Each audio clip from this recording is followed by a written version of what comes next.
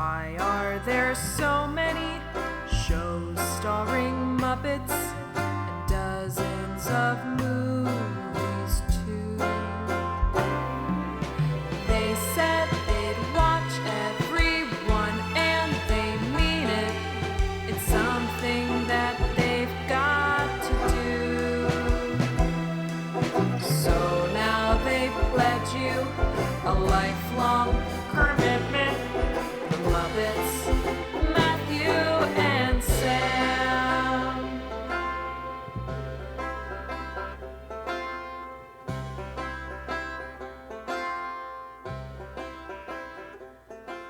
Welcome to Kermitment, the podcast where two friends have vowed to watch all things Muppets.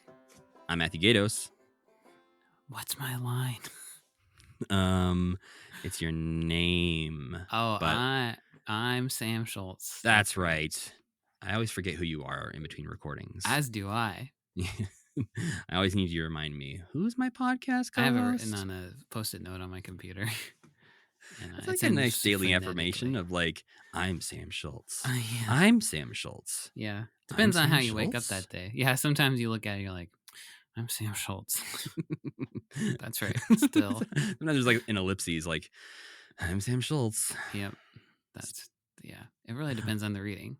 Well, we are not here to give Sam any existential dread this week.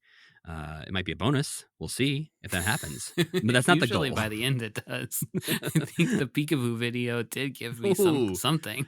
It feels a little brainwashy. We'll definitely get into that because this week I thought I would continue to ease us back into some sort of normal commitment-ing by letting us catch up on some stuff that we have missed or purposefully skipped over in the past.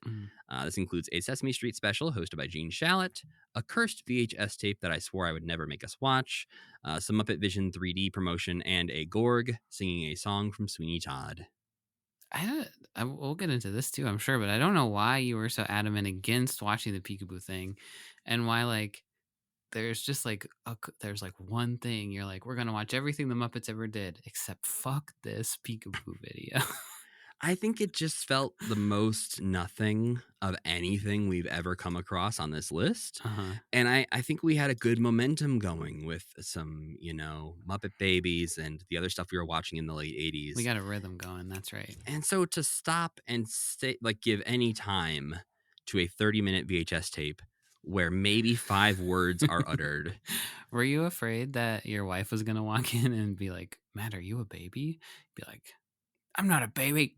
You're a baby. I mean, the fact that I have a baby. Yeah, now, that proves you're not a baby. That proves I'm not a baby, positive. number one. Yeah. But 2, I think there's a few things at play here. 1, not a baby. 2. Number 1, most importantly. Number 1, everyone needs to know I'm not a baby.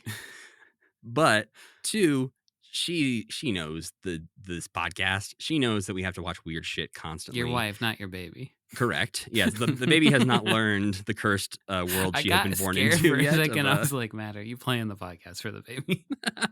That's how she has to learn who her dad is. The human language. Yeah.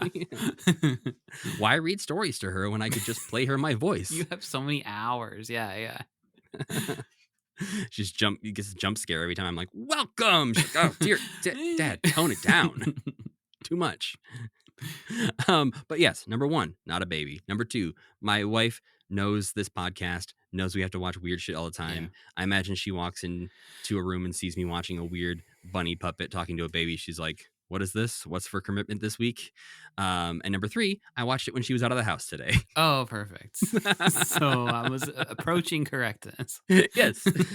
She was at a nail appointment, and I said, this is the perfect time for me to watch this weird ass VHS tape. Well, I have more questions for you about it, but we can get into that when we get to the video. Before that, we should just check in. We're back again, sort of. We did a couple weeks ago our check-in episode, just us talking about us, listening back to it. It's mostly me talking about me, and Sam's also there. You had a big life event. I had a medium life event. You got married. Yeah. That is very big. I suppose Uh, that's true. so I wanted to ask you, Sam, how you doing? How's it Good. going? How's Good. life? I'm, you know, about to head Hmm. back from parental leave, both from this podcast, but also to work. Yeah. And so I've had a pretty predictable last couple of months. But you've been working, you've been doing stuff, you've been getting married. Yeah. How's it going? How's life? Oh, it's fine. It's good. I'm sad summer's almost over. That's where I am right now. I'm in Yeah. this, the Sunday that is August and thinking about like, oh God, it's almost my birthday. I'm almost 38. That sucks. It's I almost just gonna be, realized that the other day, Sam, that like our yeah, birthdays are so soon yeah. and Isn't that that, we're going to be 38. yeah. That Isn't that sucks. crazy? Isn't that crazy? It's time goes by so fast. That's the main thing. Like I've had a good summer, but it's also just like, what? August? It's already the second week. Well, by the time you're listening to this, it's like the third week of August. So yeah, I'm doing all right. I've been at work. Everything has been more predictable for me than probably for you because I don't have a little thing throwing, well, I do have my cat throwing up everywhere. But but I don't Wonder have which like, one throws up more. my cat has stopped throwing up as much. So I bet your baby throws up. I bet they're tied.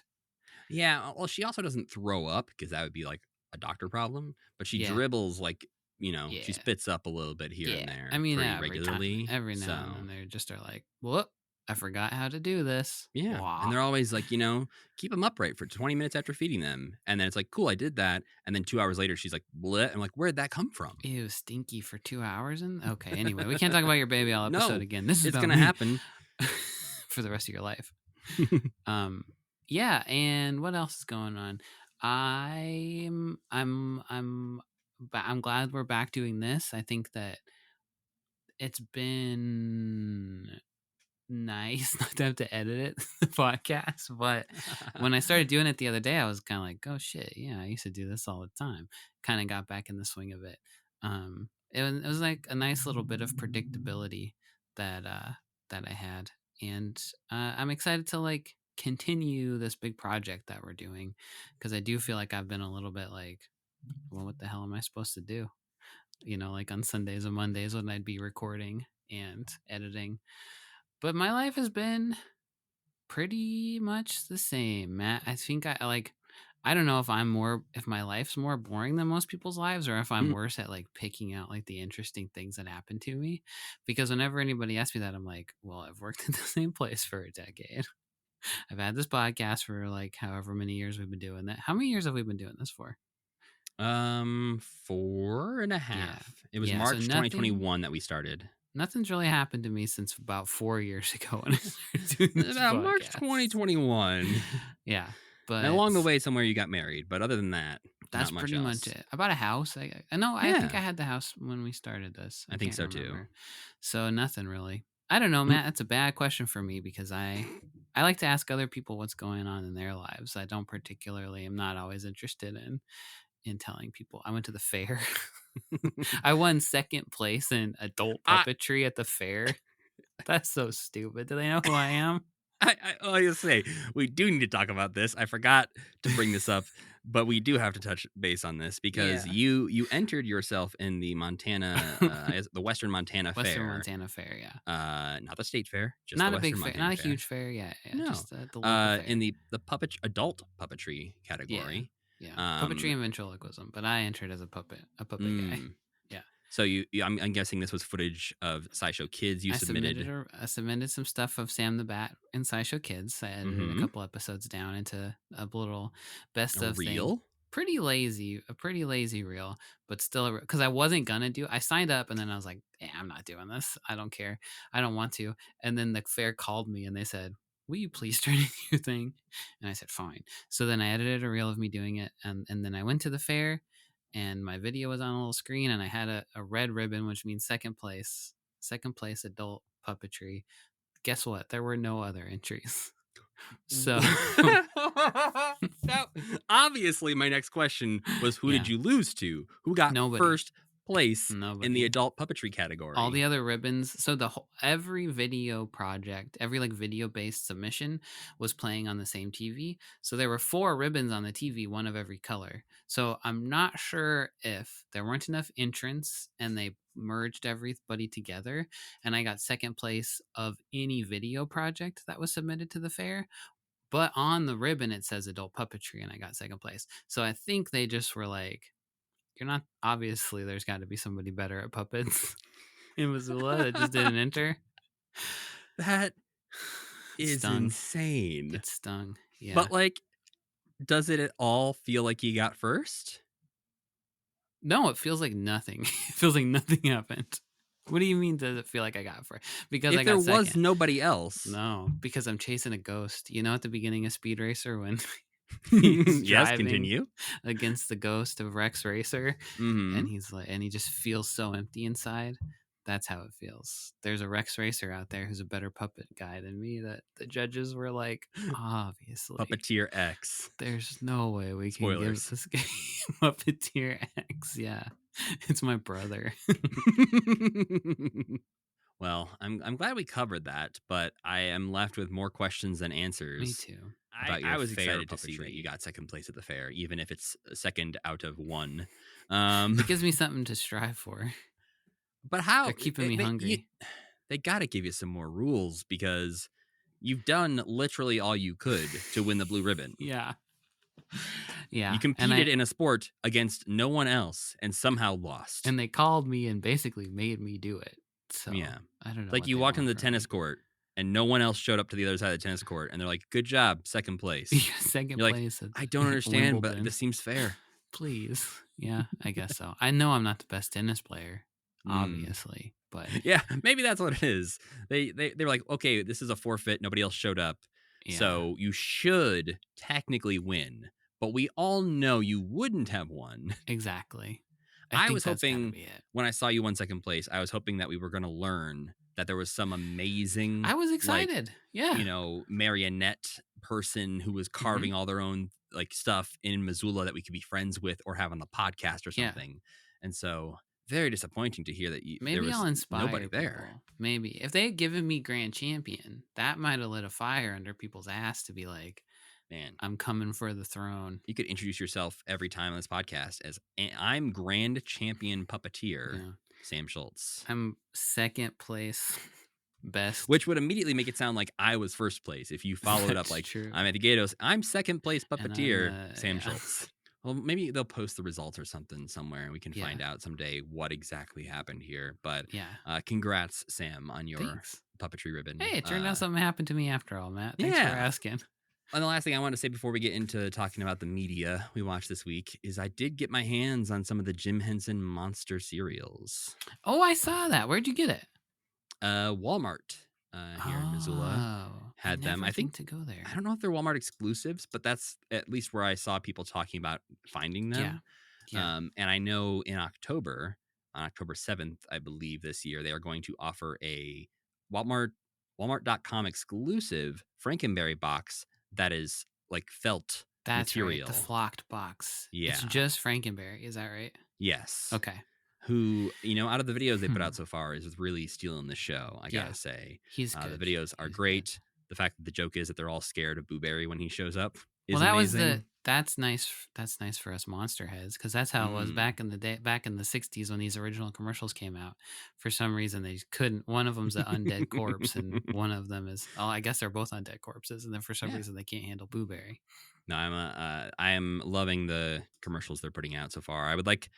I know they're all so far sort of behind the scenes commercials. Yeah, which is interesting. I wonder if they're like, this year we're not going to build a big haunted castle set. We don't got the cash for that. We're going to hopefully we'll get this one. something, but the more they put out behind the scenes types of things, I'm like, okay, but when's the real thing happening? Like, where the thing you're making in these behind the scenes things has to come out, right?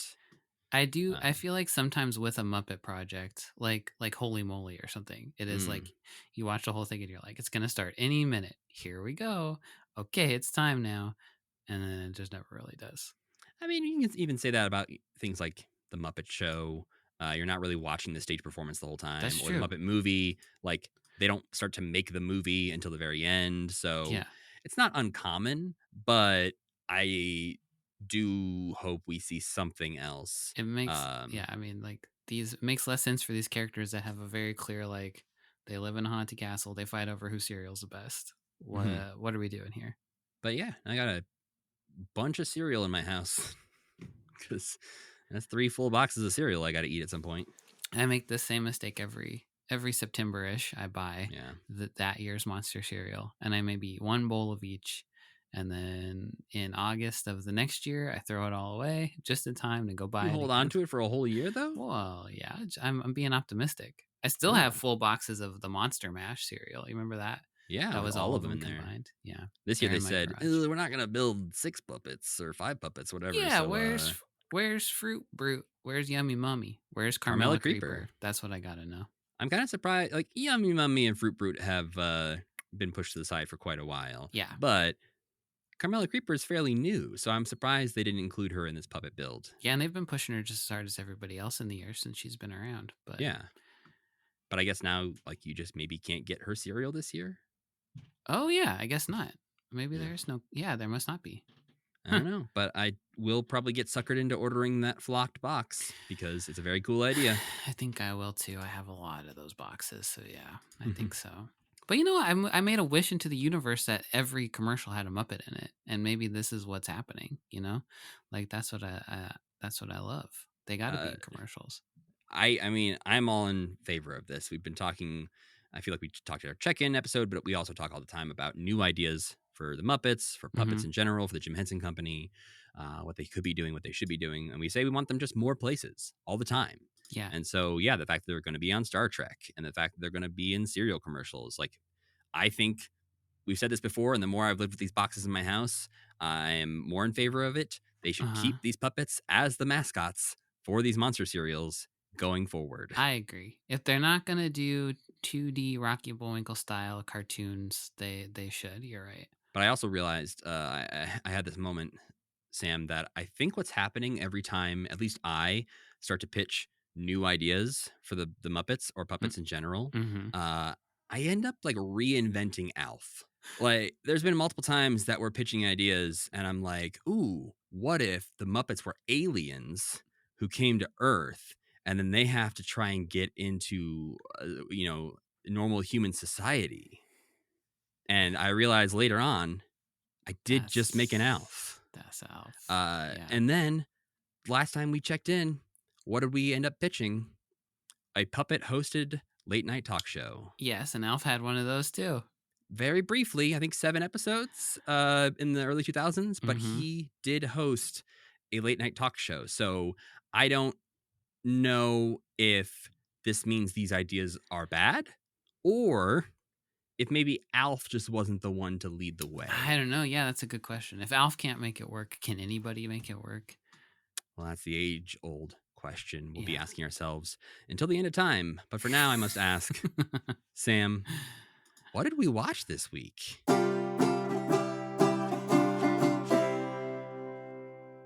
Wow, I'm back, baby. The dust from my lungs. A moth flew out of your mouth. I haven't asked that question in 3 months. Yeah, I had to dust off the old Google Drive and start writing these things again. Remember what I used to do. First, we watched Sesame Street at night. It ends with a question mark for some reason. Which aired on PBS. I think. Was it on PBS? Yes, it was a half-hour PBS special. Okay. On March 17th, 1977, made in celebration of Sesame Street's 1000th episode, the special is mostly a best-of type collection of skits with interstitials hosted by Gene Shalit, where he talks some about how much everybody loves Sesame Street, from kids to parents to education experts. Partway through, Grover joins Gene Shalit, I guess just to add a bit of color, to lightly make fun of Gene, to help him introduce some new sets of skits, stuff like that. And yeah, just kind of make fun of Gene Shalit too, as is Grover's way. Next, we watched Junior Gorg sing Not While I'm Around from the musical Sweeney Todd at the Fraggle Rock Rap Party, which happened on May 16th, 1988. Richard Hunt seems to be the host of the evening, which is totally in keeping with his reputation on Kermitment as the guy who was just kind of always around to host whatever anybody needed to have hosted. He brings on Junior and then goes off to presumably, I guess, Is he working the Waldo and singing live, or you think this is a recording? Because he stumbles at one point, I'm gonna assume Yes, it's that's live true. in the room. He does. He And because he yeah, goes away, he doesn't like stand there next to Junior or anything That's like that. right. I have to assume he's doing it live in the room. That makes sense. And then at the end, Richard comes back out, and Rob Mills, who was the original Junior Gorg, who had been replaced for the final season, he takes off the Junior head to reveal that he is the one working Junior. The team is back, and they thank the new Junior Gorg for letting him step into the suit.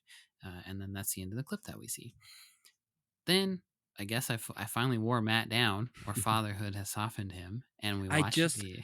You just what it explained is- it. You just explained it. Well, it's the my spreadsheet I have of Yeah. things we have watched or not watched is color coded. We have blue Yeah. things, which is what we have watched. There's red, which are things I cannot find, and then Mhm. there's yellow, which is things I have found but we have not talked about. Uh-huh. And so when I scroll back up and I see yellow things, it is You just can't annoying handle it. because I'm like, oh, we have it, but we're skipping over it, and Yeah. it could be blue. It could be so easily blue, and so it just more was a thing of I was trying to put together a somewhat easy episode for us to do this week, Uh-huh. and I knew there wouldn't be much to say about that one. Well, hey, guess what? You can mark a blue because Did you watch this with your child? Nope, Okay. because we've been advised that screen time for kids under 18 months is a no-no. So Okay. she doesn't get screen time unless Okay. she's FaceTiming her grandparents. Do you think someday you will show this to your? Nope. I can't imagine a reason why I would want to. I mean, it seems pretty like if she watched it and liked it, it's not as annoying as some things she could watch and like. No, but it does feel like it's less productive than other things even Yeah. I could do for her without making her watch something. That's right. You could just play peekaboo with her, and then your bond would grow Yeah. as I could say childhood. hi to her 15 times in a row. Yeah, and that's the same probably thing as a so, puppet bear can probably do. So. Yeah. So anyway, what we watched was the 1988 Jim Henson play-along video, Peekaboo, a big surprise for little people. This shit's for babies, I gotta tell you what. Basically, it's just like babies and toddlers and then Muppet bunnies and teddy bears. They just sort of are like hanging out and chilling. The babies are like hugging the Muppets. The Muppets are playing peekaboo, just literally being like peekaboo, peekaboo, or like looking at a baby's face and being like, hello, hello. And they're hugging. That's all in a white void. And that's pretty much it. There's just like there's a swing set. They're running around with their toys. It really is exactly what Matt warned me it would be. Just 30 minutes of an Elmo sounding rabbit going peekaboo at my face. So that was that. Then we watched an interview with Jim about MuppetVision 3D from 1990. Because we already covered MuppetVision 3D, we're going to do some of this stuff out of order, specifically in regards to MuppetVision, so we don't have to do a whole episode about MuppetVision press clippings, I guess. In classic Jim fashion, he talks a lot about the nuts and bolts of filming this thing. To be fair, they probably asked him about it, but he is very much like excited by the process of the two cameras and figuring out the tricks that work the best. And he's like, I think Disney's developed the best 3D film that process that there is. And then he talks about how their company works with live CGI characters. He's talking about Waldo and how he is a live performed and like live rendered character. And then we get an interview with Eric Jacobson, but not that one. Eric Jacobson, a different Eric Jacobson. Because the other Eric Jacobson is a Muppet performer who plays Baby Bear. That's David Rudman. Eric Jacobson is now most of Frank Oz's characters. Oh, okay, yes. Right. And also Oscar the Grouch.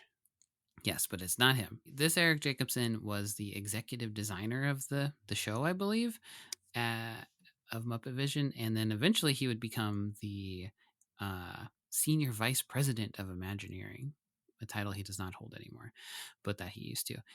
He talks about how cool and fun the show is with its like third wall breaking, and how to make a 3D movie in terms of the technical stuff and pacing. Like he's like, if you try to do too much stuff at once, you're going to make people's eyes tired. Then at the end, Frank Oz pops up and he seems genuinely, he had just maybe seen the show, and he seems genuinely delighted by it. He's like, it was so great, and he just got like a nice little smile on his face.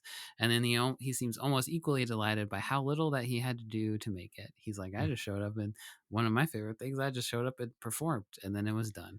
Well, I think he's also being doing some false modesty there, because the Oh. story is that Frank finished this after Jim died. Oh, So it was like all the production, I right. believe, was made, but I believe Frank oversaw the completion of it after I totally forgot Jim about that died. context. So that interview with him is him coming out of this thing that was his friend's last project that he finished, and his friend has just died in fairly recently. Correct. Oh. About a year before this, his friend would have died, and he's been spending that year, finishing this thing.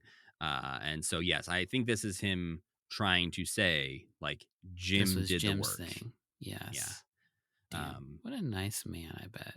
I think so. I mean, yeah. But yeah, I did enjoy that. The majority of that is Jim, and then you get like one sentence of Frank at the end being like, I had no idea it was going to be this good. Yeah. I believed him too. He sold me. I'm a Mhm. mark. I mean, to be fair, like when you listen to Jim in the onset interview, he does not sound like they know exactly what they're doing. Yeah, maybe that's true. He's like, well, we're going to try these things, but I don't know, maybe there'll be some water or bubbles. Who knows? He was right on all accounts. And you know what? It was really good. It did turn out really good. It shouldn't be as good as it is. And it's not anymore, I guess. Gone, yeah.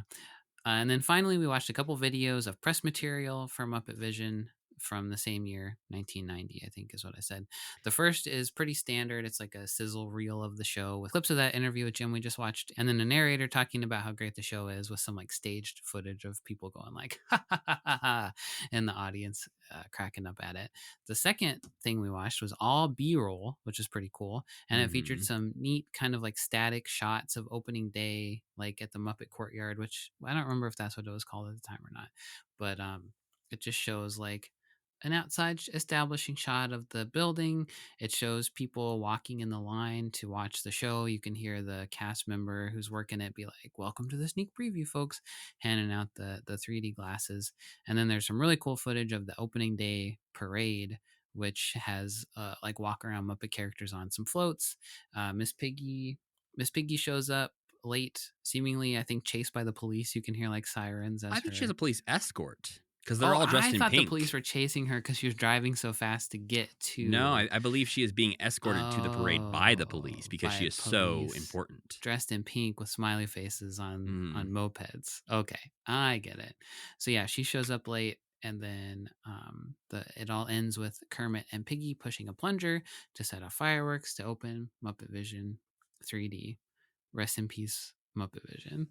Yeah, now they'll just actually dynamite it. Yeah, they pushed a plunger. Oh no, for a real reason. One thing I thought was cool about the walk around Muppets was that their mouths moved. I didn't know that. I guess I've never seen them in motion. Yeah, well, because they did the stage shows sometimes where they perform into like lip syncing things. So I think they're much like the Muppet Babies live show things we've seen, where there's probably just a lever they're pulling in their head to make that happen. Yeah, probably. But yeah, I wanted to put the MuppetVision stuff in here, partially because some of it just recently got unearthed as MuppetVision was going away. I think these are all on a news like YouTube Is it the channel. kind of thing where it's in the news because it's going away, and then somebody is like, oh yeah, I have a bunch of footage for that, I guess I should upload it? I think they look in the archives. I'm sure this is probably a Florida, maybe even Orlando, like local news station, and probably went through their archives to see, hey, do we have anything MuppetVision? Let's put it on the air. And they found all this and uploaded it to YouTube, thankfully. So yeah, I really enjoyed the B-roll one, especially because it is just the vibes of that courtyard with the background noise and the music and the parades. Yeah, I was interested in the music because the music they play now, or like before it closed, was like very generic. But this sounded like it was maybe Muppet related, at least. I don't know. It did make me want to go back, but I know we literally can't. It would just be a big fence, and it would be so sad.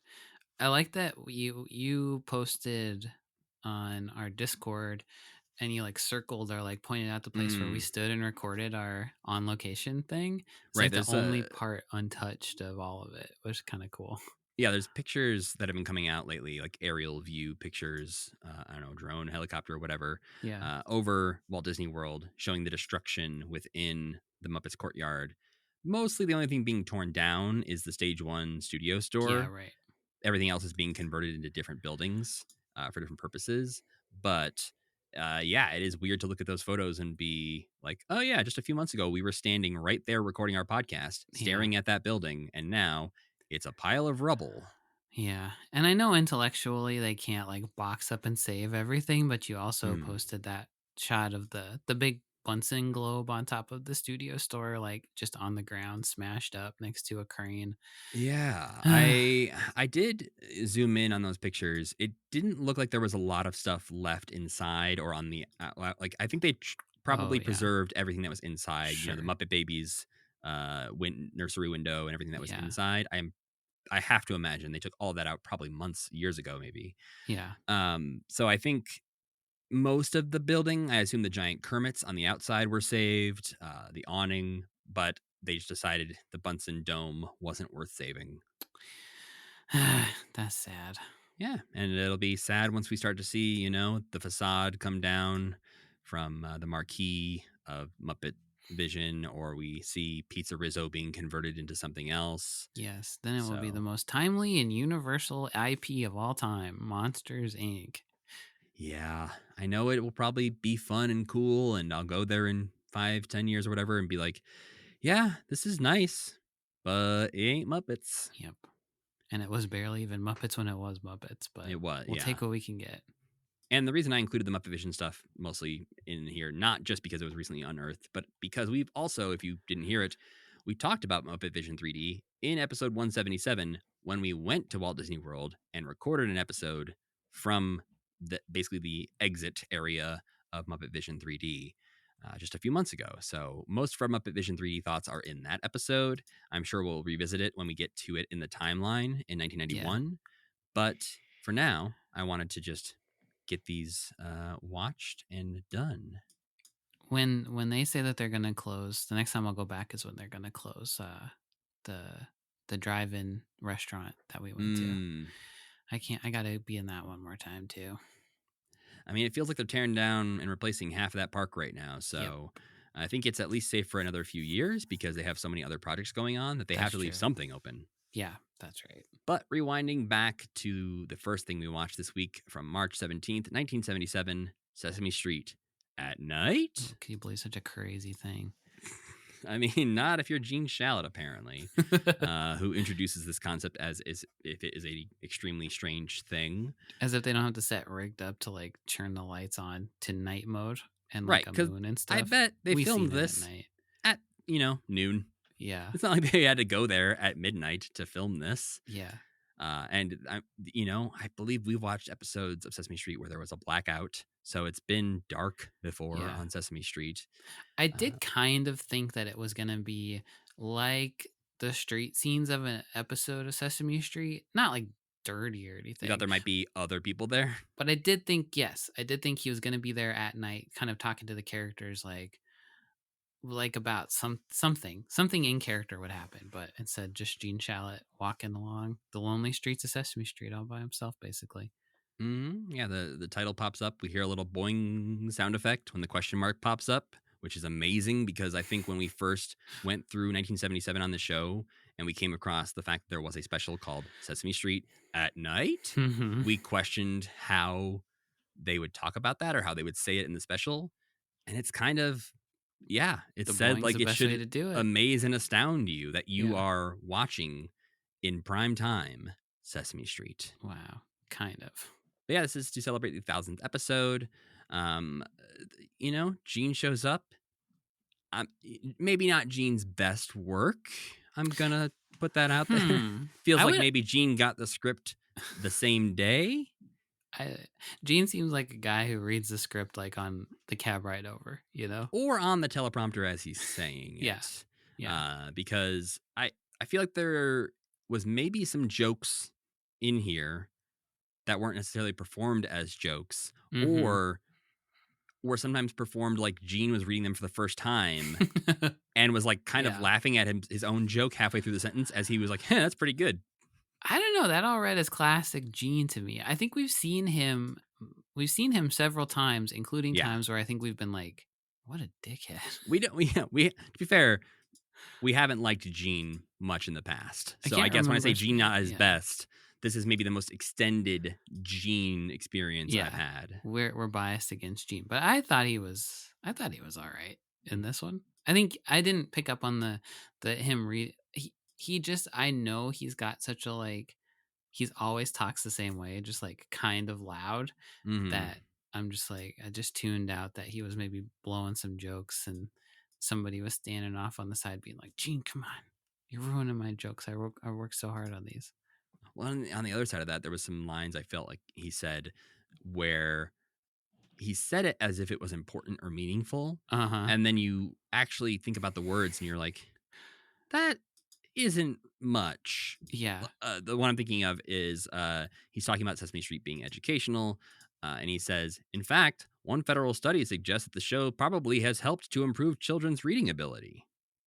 Does And he I'm have like, probably is in there? yeah, that's a direct quote. I wrote it down. Okay. In fact, one federal study suggests that the He's a show newsman. probably has helped to improve children's reading ability. Sure. Yeah. And he says it Could like, whoa. I'm like, okay, yeah, maybe a stop sign also does that. Yeah. So, Or maybe the teleprompter did say something more definitive and he was just kind of winging it a little bit. yeah. That was like I watched most of his parts 2 or 3 times because I would watch it through and be like, "What?" And then watch it again and be like, "All right." Yeah, there are times where it felt like they just wanted to get to the next thing. And so they're like, okay, Gene, say whatever you want. Yeah.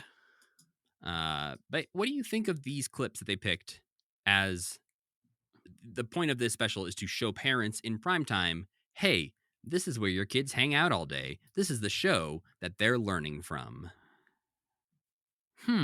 I thought they were pretty good. I maybe wouldn't have. Well, yeah, I mean, I think they picked ones that made me laugh. Like the Mhm. guy Smiley beat the clock thing. Those are always funny because there's like that moment of like fourth wall breaking where he's like he walks. The old man's like, "Hey, you stole my cane," and he's like, "Oh, am I on TV right now?" Which we've seen before, and that's funny. Grover as a waiter. Everybody's got to love Grover as a waiter. As an adult myself, I thought, and then like the story about the telephone game, it's like, oh, that's that's like Mhm. fun. I thought they were pretty good. It was nice to see some things that we had not seen in our Sesame Street watchings before, especially the good ones that we hadn't seen before. Yeah. But yeah, I don't know. It was just interesting to not have like a ton of Big Bird or a ton of, Yeah, that's true. the pinball 1, 2, 3, 4, 5. I like if you're giving adults a taste of what Sesame Street is. I don't know. It doesn't feel like a bad sample, but it Mhm. feels like a weird sample to me. Yeah, is that even like maybe the point of this though? What is we have seen that before where they do kind of do like the show and tell of what Sesame Street is. I feel like the what was the one we just watched one? Sesame Street. It also had weird punctuation. What was it called?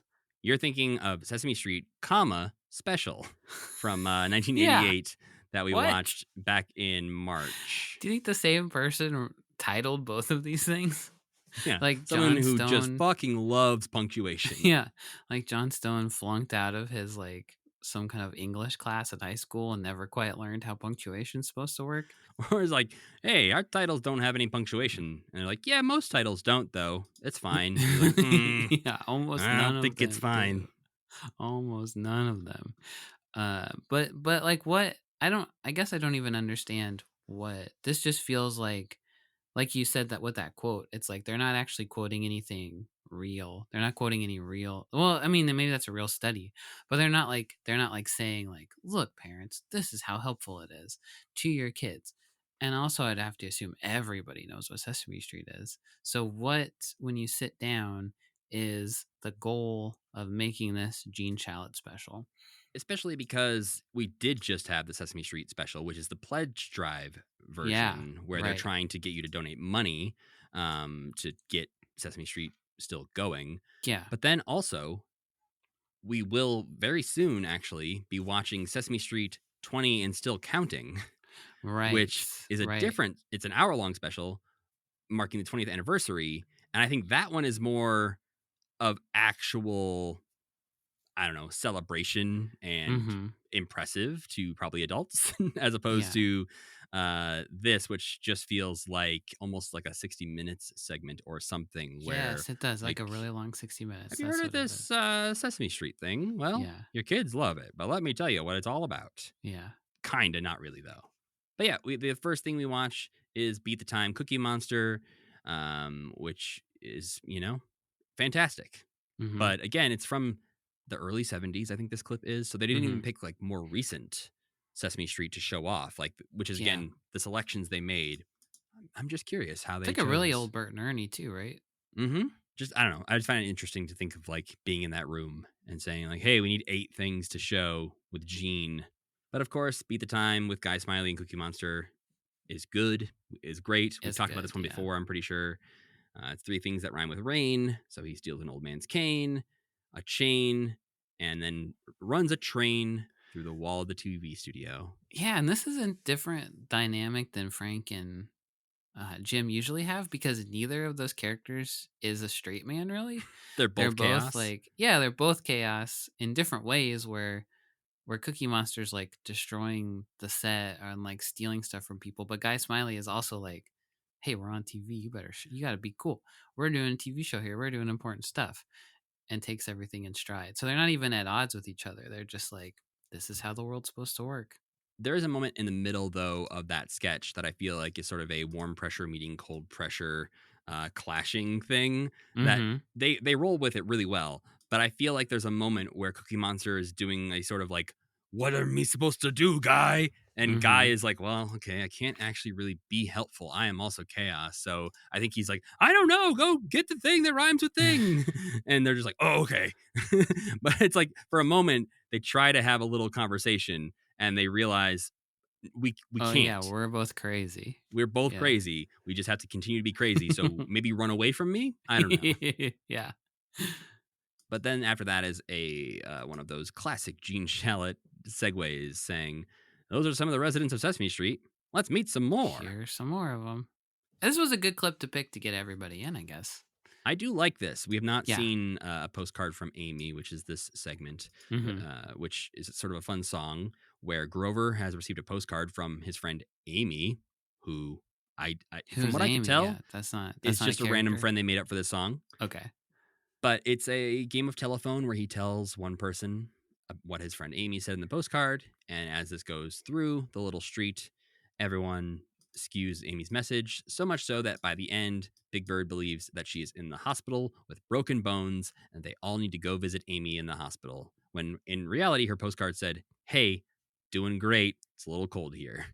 A It's rare rare for moment. Grover. Oh, I was gonna say the same thing you were gonna say. A for rare it. moment where Grover is the voice of reason. Yep, I feel I like wrote it the really is same a coin thing. flip if Grover would be like, "Oh shit, Amy's in the hospital. We must hurry. Okay, let's get out of here."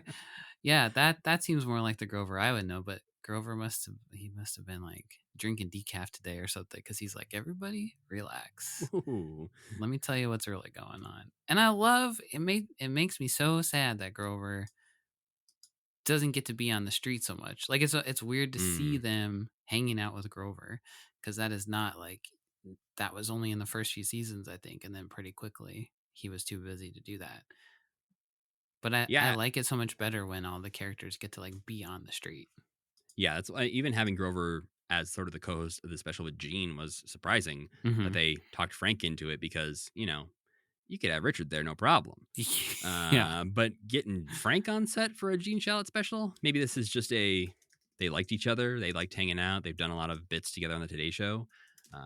Yes, But that's true. It does seem like Frank is really tied in with all those like Frank and Jim are like buddies with all those Today Show people. yeah, But who'd you get if you were like Gladys the cow?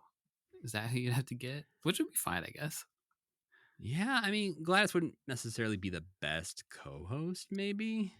I don't think Gene Shalit's handsome enough for the joke to be her like hitting on him or anything like that either. I don't know where she'd go with him.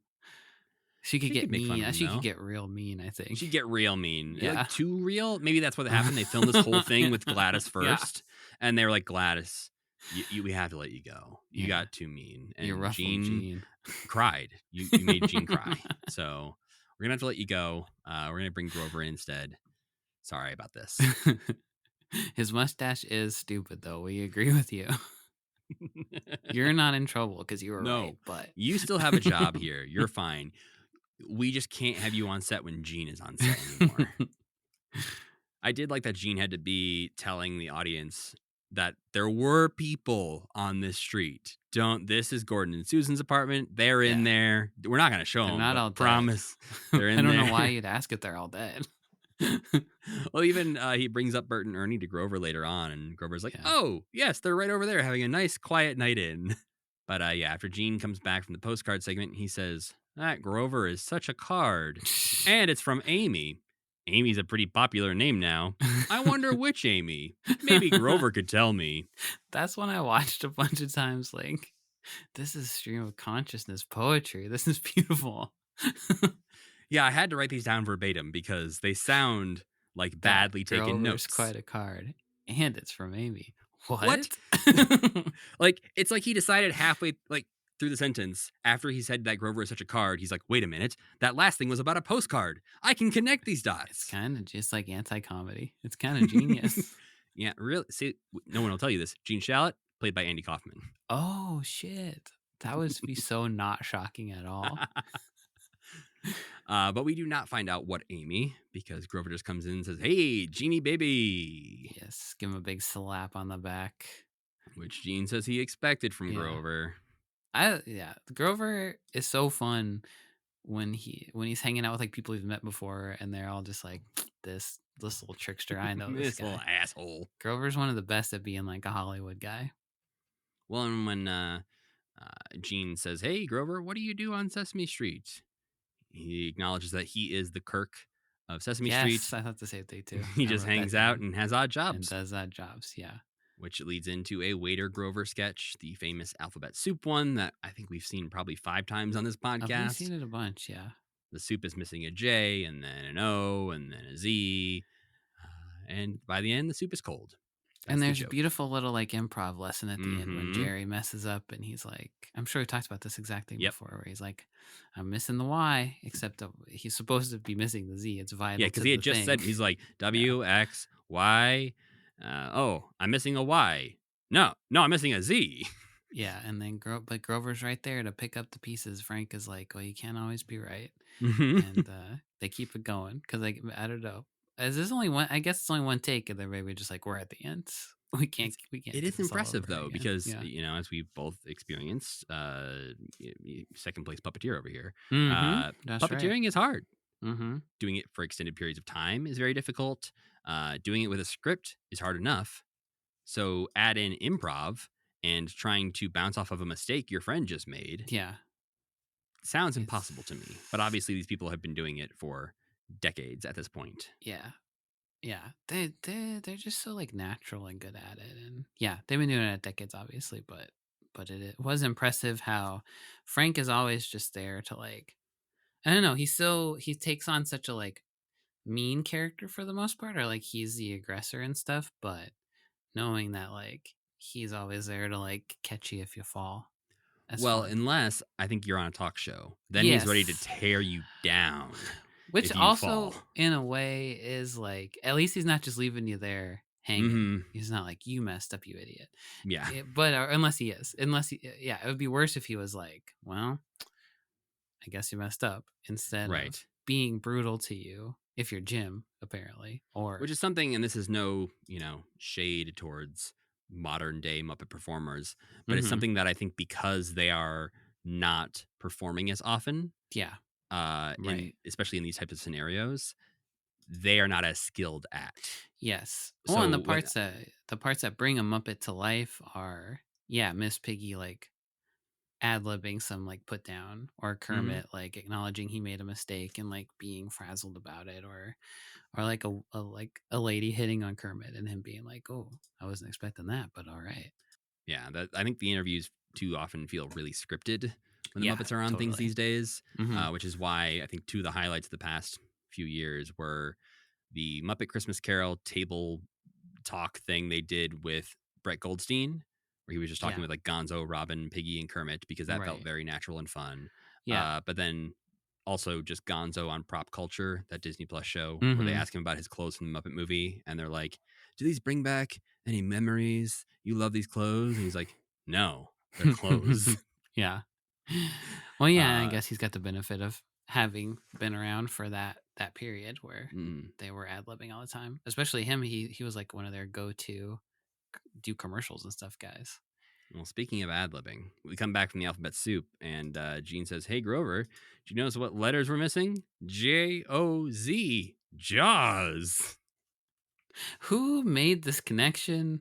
Who wrote this joke? Why? I guess Jaws had probably just come out. No, 10 years before. 10 years before. Oh, wait, no, sorry. We are in 1977. Yeah. I'm confused about our Kermitment timeline. Okay, a couple years. 2 years So, before. That's true. yeah. They And I do believe it talk was in about theaters it. for a very long time Okay, because I that's guess how it so. worked back then. That's how it was. Yeah, they do talk about it like just got back from seeing Jaws, like it's a brand new thing. But it was 2 years before this. Is right.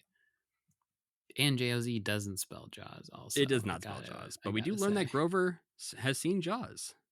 Yeah. Well, yeah, that makes sense to me. He was probably scared, but he probably loved it. I would guess. Well, that's what happens. Is he says, "Yeah, I saw that movie. Frightened me. It's about a fish." And then, for some reason, Gene Shalit says, "Speaking of frightened, where are Bert and Ernie?" I totally missed that. What is that supposed to mean? I don't know. Does he really say that? He Yeah. says, "Speaking of frightened, where are He Bert tries to and make Ernie?" it. Yeah, he's saying it. I think at the same time, Grover is saying it's about a fish. Like they sort of talk over each other a little bit.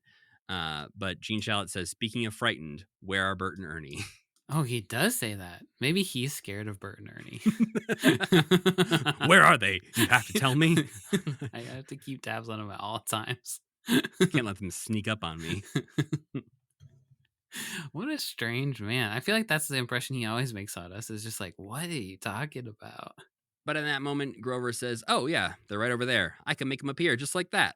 And he goes to snap his fingers, but sadly, he is a furry puppet, Yeah. and so he cannot snap his fingers. I mean, even if he had bones in his hands and the ability to move them at all, I think he still couldn't do it, right? Yeah. Too soft. I don't think so. Too soft. Yeah. Too slippery. So he gets very sad about that. So Gene snaps for him, which brings in the Ernie and Bert rhyming game sketch. Which we've also seen a bazillion times. Yeah, and they've done a couple different versions of something like this where Oh, yeah. Ernie wants to play a game, Bert doesn't. He tricks him into playing along. It becomes a song, and at the end, Bert's like, "Hey, actually, that was kind of fun. Can we Bert keep likes going?" it. Yeah. Then we see a speech balloon cartoon about an egg that we, I think, have seen before, but we don't talk about the cartoons that much usually in our Sesame Street watching, so maybe we gloss right over it. But basically, a cow sits on an egg, hatches a bird, and the bird moos. How educational for the children. Well, if you have a question about that, Sam, don't you worry, because Gene is here to tell us, because he says that he was puzzled by that last film. Oh, And yes. so he asked the team about its educational purpose. And this is the direct quote. "They told me it has two purposes. First, to teach the recognition of the letter E, and the second, to encourage the facilitation of the children's recognition of credible cause and effect relationships through the juxtaposition of incongruous antecedent and consequent events." Oh, is that when he's like reading off a card? Yes. Yes. Okay. Okay. I remember that. Which, makes sense and Yeah. could be a joke if he acted like he was having like a hard time reading it or running out of breath, but he just finishes it and is like, "Yeah, that's what they said."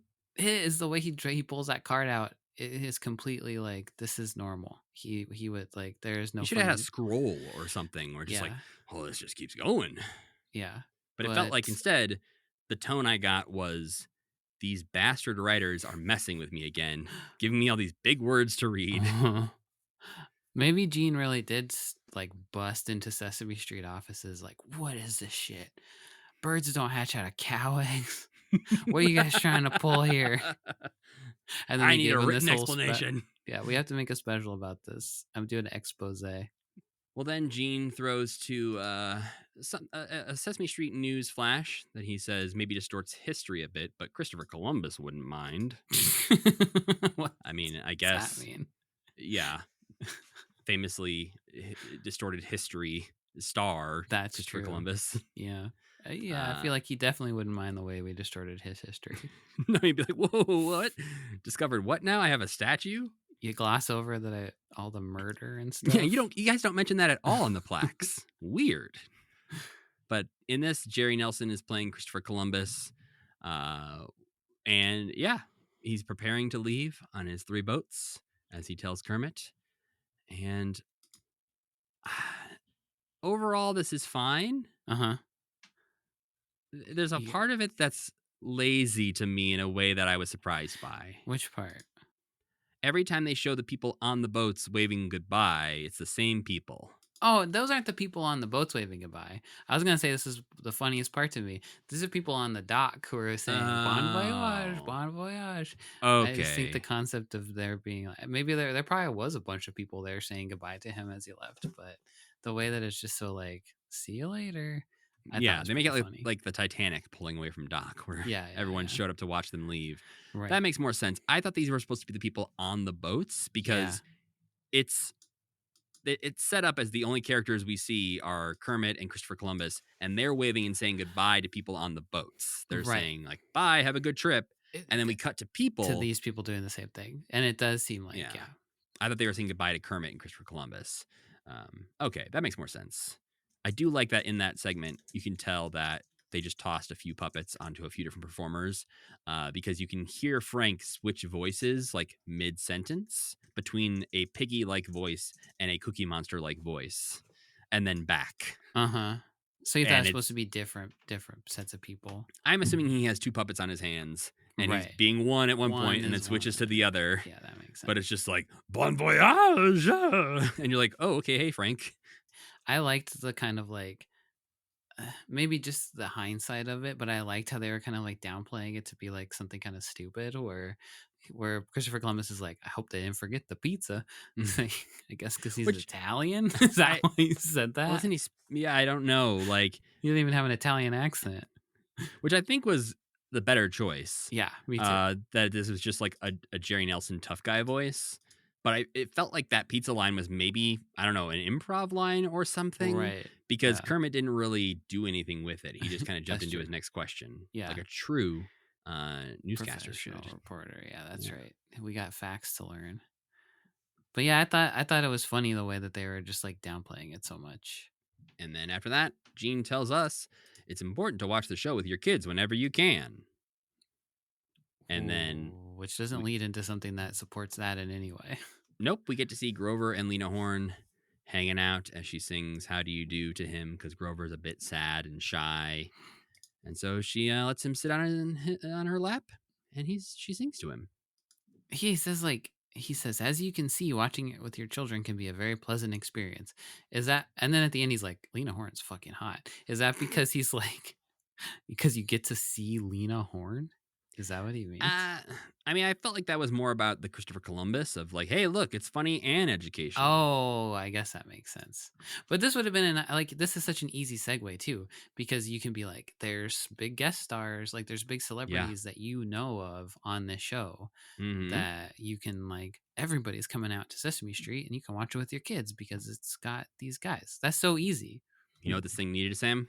A montage. A montage of guest stars. That would have been perfect. They do that every other time. Like I've seen. They could have even done the montage over the Lena Horne song. Yeah. Oh yeah, that would have been great. That would have made more sense. I don't know what they were thinking.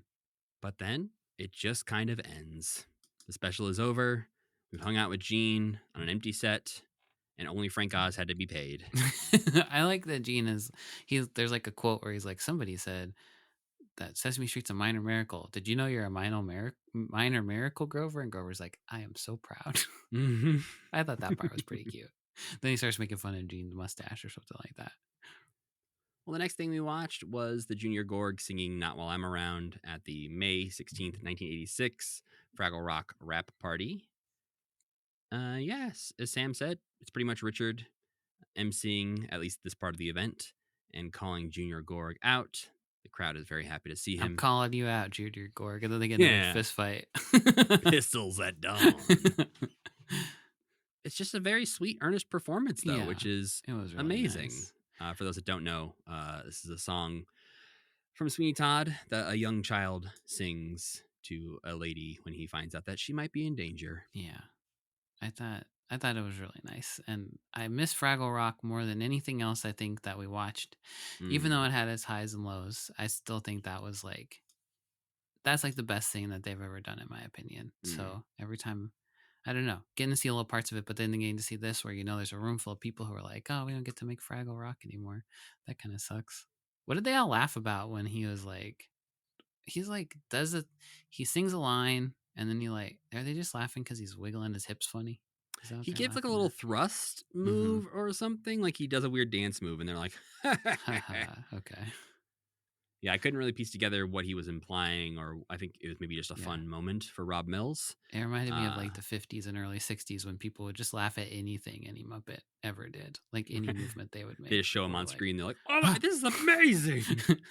All the Ed Sullivan clips. yeah. Where It was like War of the Worlds where people are like calling the police, being like, there's a talking dog on TV. you We gotta do turn it on. something." There's a dryer vent tube dancing around to a trumpet. That big dragon burned that lady's house down. No. She's dead. I'm not buying LaChoy now. They killed Martha. They killed that woman.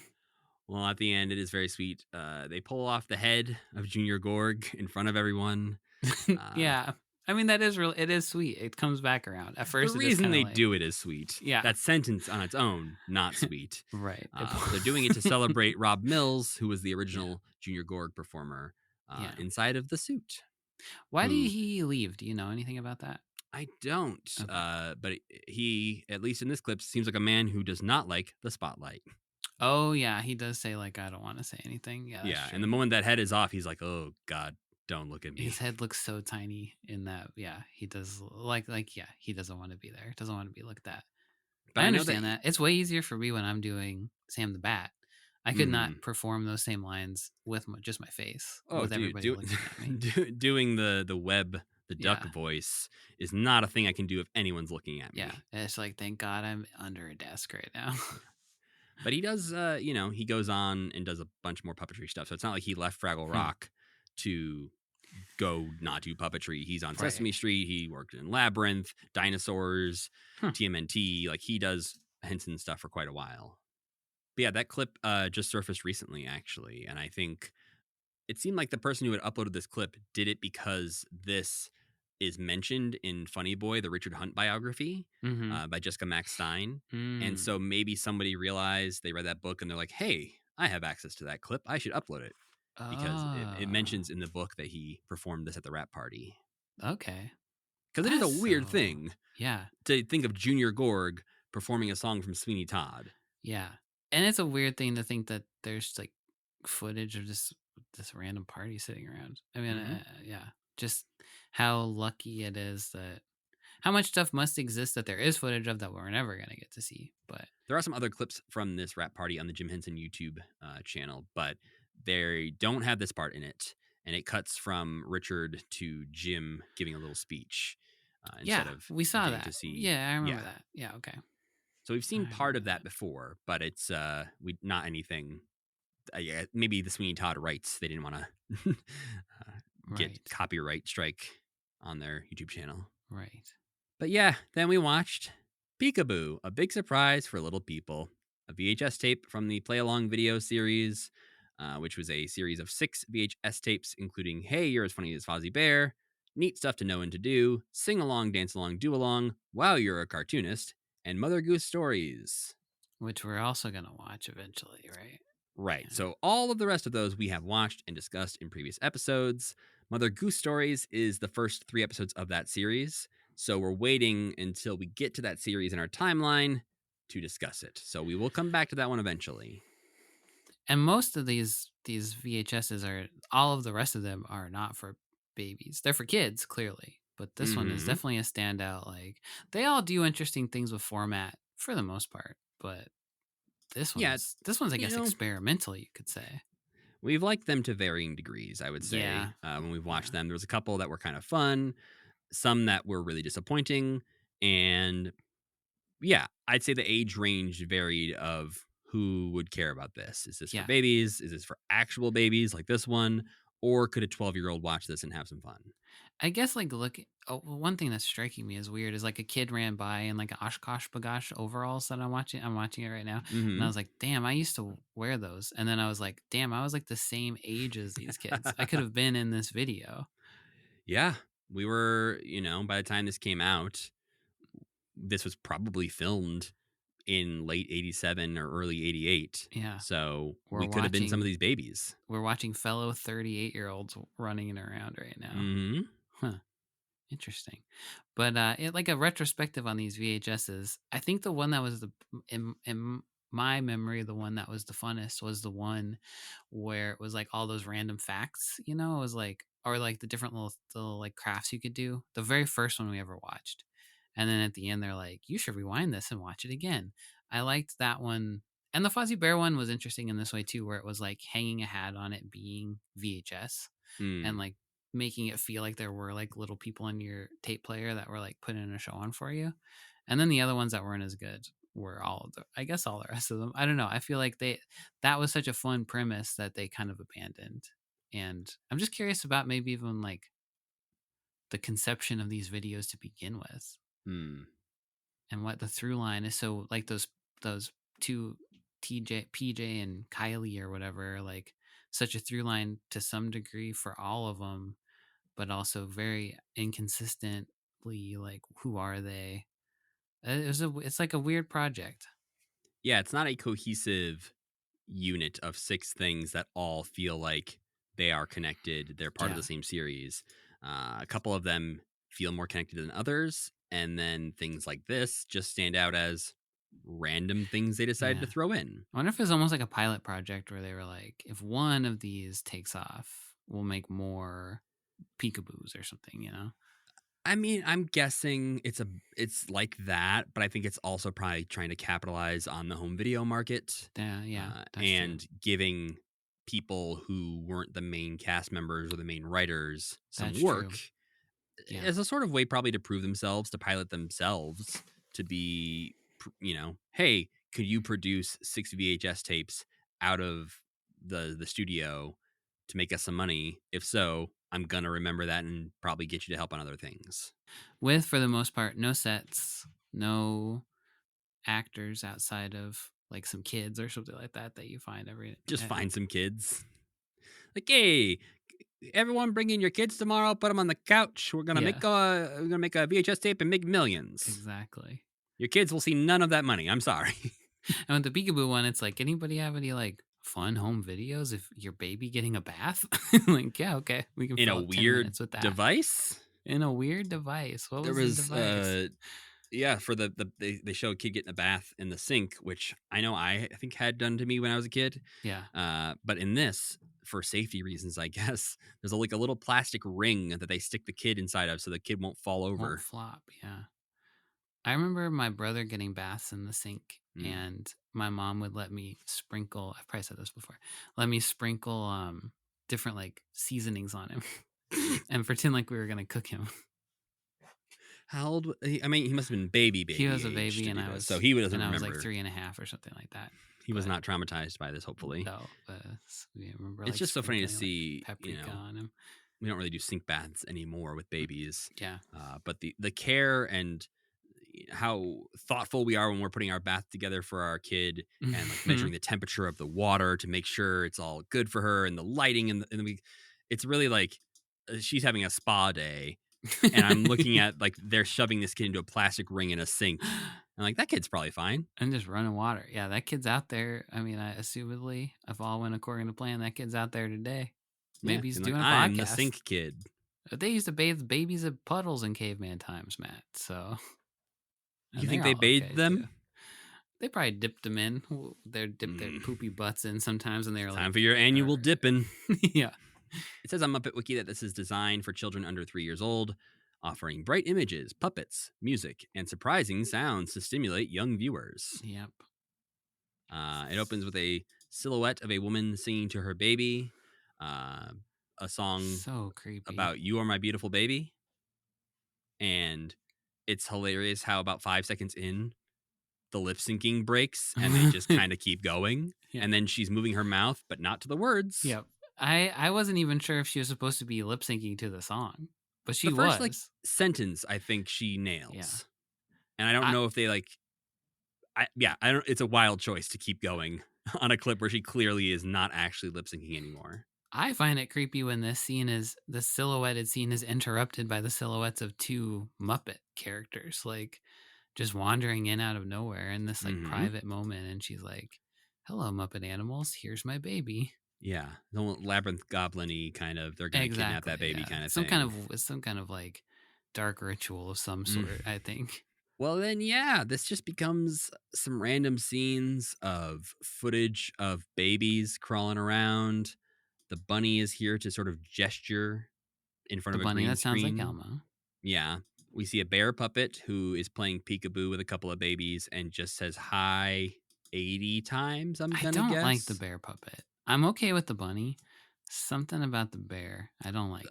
The problem I have with the bear puppet is that I think it's probably designed to be like on a floor or like Oh, a hole yeah, cut through the floor to be like an actual teddy bear. sure. Because what's happening is the way they have to film this for the way that puppet is built, they are so close up on the baby and the bear's gestures are so small, I guess, Right. that there's no life coming through this bear. And so it feels like somebody off screen is just holding a teddy bear up to a baby and going, "Hi, hi, Yes. hi, Yeah. hi," and we have to watch that for 6 minutes.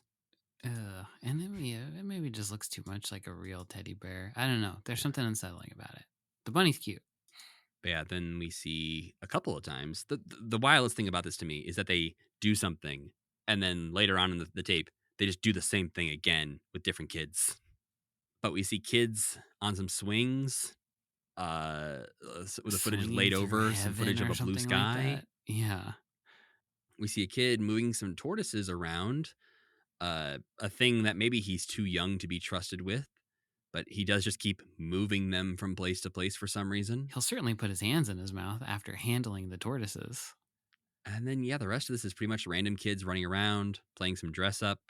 We see the kid in the sink getting his bath, and they kind of do all of that again. We do have that part with some Secret Life of toys going by on that rope. Oh, the Christmas toys. Yeah, the Christmas toy. That's right. The Yeah, Christmas toy. same toys. But yeah, they also, what you just said is the extent of what happens. Is that teddy bear from Secret Life of, or from the Christmas toy too? Ooh, I don't think so. Yeah, I mean that bear does not even get its own No. Muppet Wiki page, was which noticing the is same thing. shocking when you have visited Muppet Wiki as often as I have. Yeah. To know that there are characters who don't get their own pages. But yeah, that was as much of a waste of time watching that tape as I expected. Yeah, it was more than I expected. I don't know why I thought it wouldn't be like that, but I formally apologize.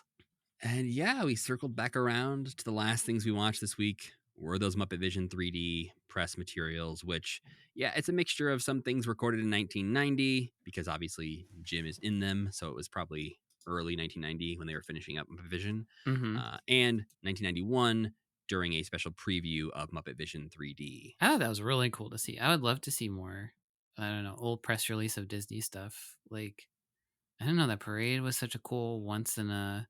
I wonder if there's a better recording of that whole thing. There must be somewhere in the Disney archives, but I bet they Yeah. didn't do that parade a bunch of times, I would imagine. That felt like a launch day parade to me. I mean, there was like that pretty fancy Electric Mayhem float, but that maybe they wouldn't I just bet a use Disney once, expert but... could tell us where that float had been reused from. Yeah, that's a good point.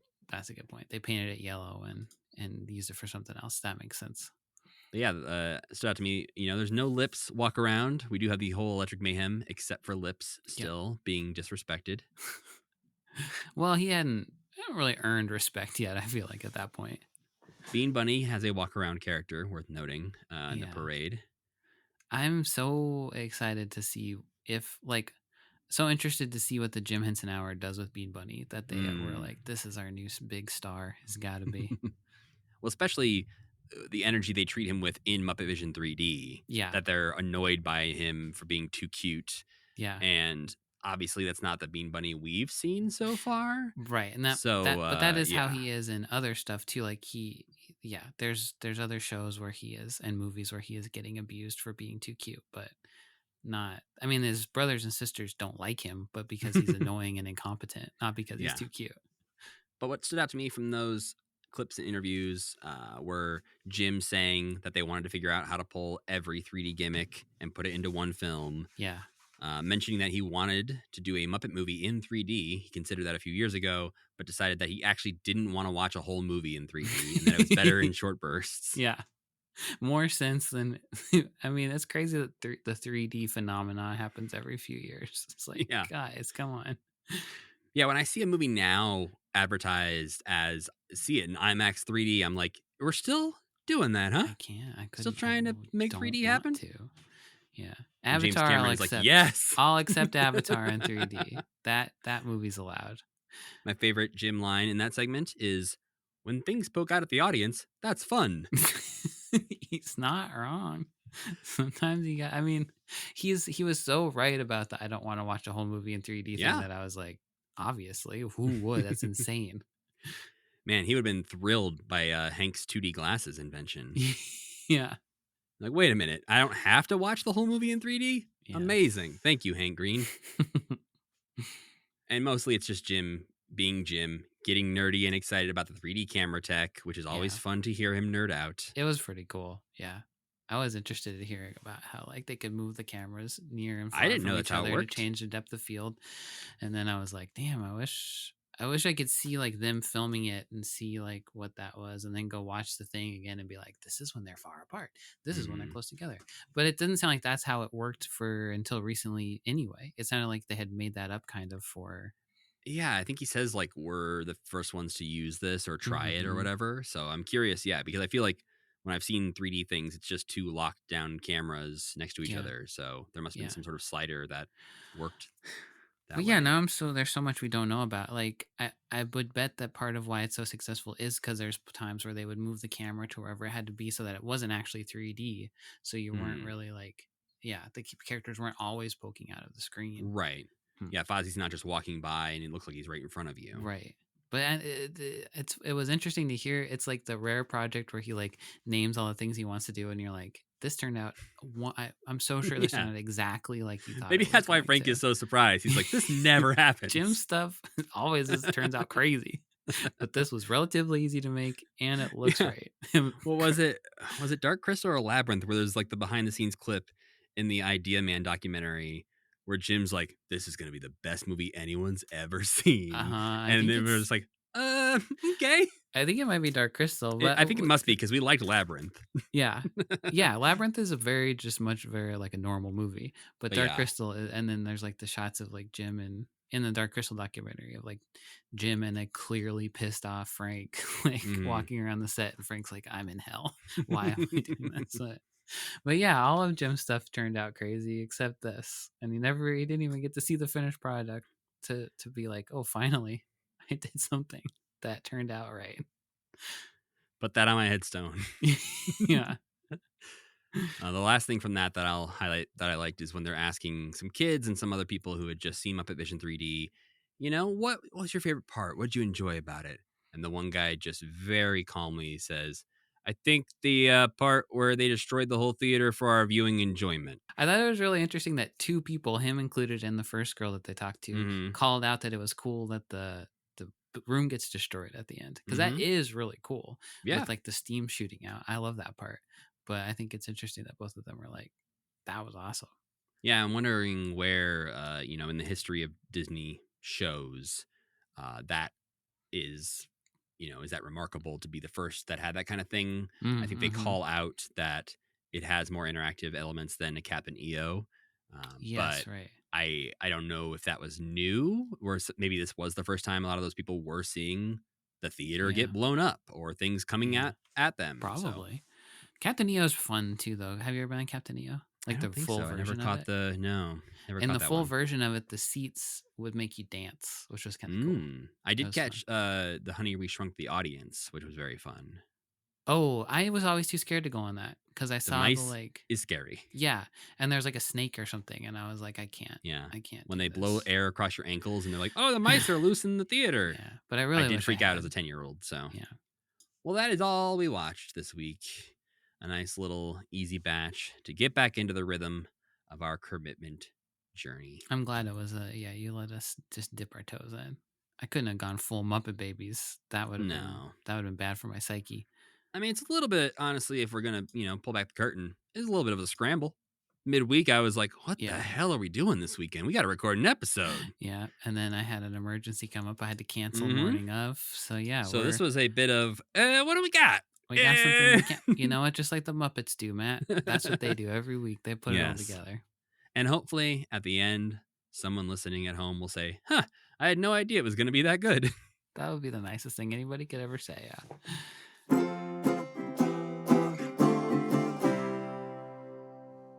Well, Sam, before we get out of here, I got to ask, what non-Muppet things did you enjoy this week? I'm going to keep it real short because I got to go soon. Because that's another scramble thing.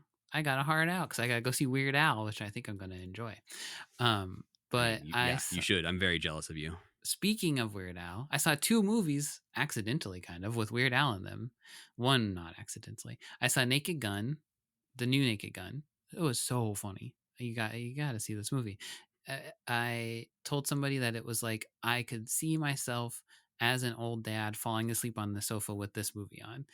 It and then my Letterboxd review is that it and the Batman, the newer Batman movie, they're my 2 dad movies that I have. Like, these are going to be the ones where my kids are like, he was always watching the Batman. Yeah, it's just a funny, good time that felt like I was watching like an Austin Powers movie or like a Naked Gun movie. But there was moments where I was like, I haven't had like this much fun in a theater since Goldmember. But it was really good. And then I saw UHF for the first time ever, which is the Weird Al first movie. time ever. That's I'd never shocking. seen it before, and it holds up so good. Like, it's so funny. No, it's definitely one of those like ahead of its time movies where you're like, oh, I see what he was doing here, but I can also understand why the people at the time didn't appreciate it. Yeah, why they didn't get it. Like, there were parts of it where I was like, this is just like the Naked Gun movie that I saw. Like, this is ahead of its time for sure. And I feel like Weird Al has kind of like that whole thing has kind of come around where it's like, that's for nerds, but now nerds are running culture. So Weird Al is like worshipped by like the comedy podcasts I listen to and stuff like that. He is cool now. Yeah, which is the fact that he hasn't put out an album in 11 years or whatever is insane. But yeah, also anyone out there, the movie Weird, the Al Yankovic story that came out a few years ago with Daniel Radcliffe, also definitely worth watching. It's so good. Daniel Radcliffe is revelatory in that. He should have been nominated for an Academy Award. He's so good in that should have movie. won it. Yeah, I will be real quick so you can go see Weird Al. It was my first concert when I came to Missoula in 2013. Oh, I didn't even know he played here before. Yeah, that was the last time he was in. He played the Wilma in 2013. I went and saw him. What I've been watching this week, obviously, more Marvel, more MCU. Oh yeah, I've been making my way through Agents of S.H.I.E.L.D. I watched Ant-Man, watched Avengers: Age of Ultron. I saw you asking about why Thor went on that little adventure, which I feel like I used to know. Like, they made them put. There's a deleted scene that like explains it more, but it feels like Thor should have just been cut out of that movie. But that movie's kind of, I don't like that movie. No, that movie's pretty bad. Even like Vision's, like, why Vision is like Thor part of Vision or something like that. He makes him come to life. The Mind Stone is so poorly explained. It's like the least explained of any of the Infinity Stones. It just appears and you're like, I guess that's important now. And Natasha and Bruce's whole storyline is weird and terrible. That tainted Black Widow so bad, but just like she calls herself a monster. Awful. Because she can't have children, and she spends the rest of the movie asking Bruce to run away with her, and I'm just like, who is this character? It's fucking wild. But I hate robots with lips, so having to watch James Spader have robot lips, I don't know why like Ultron doesn't even have a mouth in the comics. I don't know why they felt it's the Transformers problem. They feel like probably that human expression needs lips. That's I guess so.